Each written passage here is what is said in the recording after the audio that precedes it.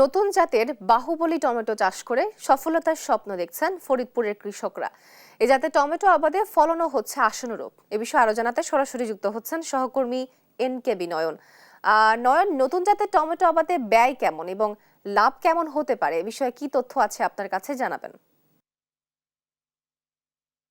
ফরিদপুর শহর থেকে প্রায় 50 কিলোমিটার দূরে।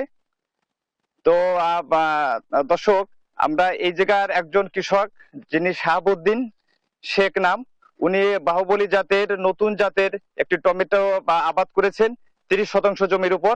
তো উনি এমনটি জানিয়েছেন আমাদের যে এই জেলায় সর্বপ্রথম এই বাহুবলী জাতের টমেটোটা উনি কেবলমাত্র চাষ করেছেন এবং এটা ভালো ফলন, ভালো দাম। তো উনি এ পর্যন্ত ওনার এই চাষাবাদে খরচ হয়েছে মাত্র 40,000 টাকা, কিন্তু উনি ইতিমধ্যে প্রায় 50,000 টাকার উপরে উনি বিক্রি করেছেন। উনি আমাদের এমনটি জানিয়েছেন, একটি টমেটো গাছে কমপক্ষে 5 কেজি টমেটো এখানে মানে প্রতিটি টমেটো ধরে।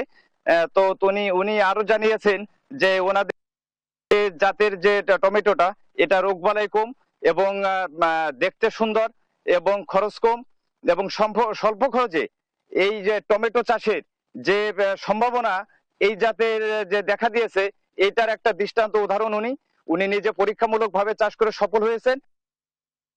ক্ষেত দেখতে দূর দূরান্ত থেকে কৃষকরা কিন্তু আসছেন এই নতুন জাতের বাহুবলী জাতের টমেটো চাষ করার প্রতি উদ্বুদ্ধ হচ্ছেন। তো সর্বশেষ আমার কাছে ফরিদপুর থেকে এতটুকুই ছিল। ধন্যবাদ।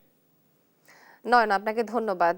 নতুন জাতের বাহুবলী টমেটো চাষ করে সফলতার স্বপ্ন দেখছেন ফরিদপুরের কৃষক, এবং এই বিষয়ে বিস্তারিত জানাচ্ছিলেন আমাদের সহকর্মী NKB নয়ন।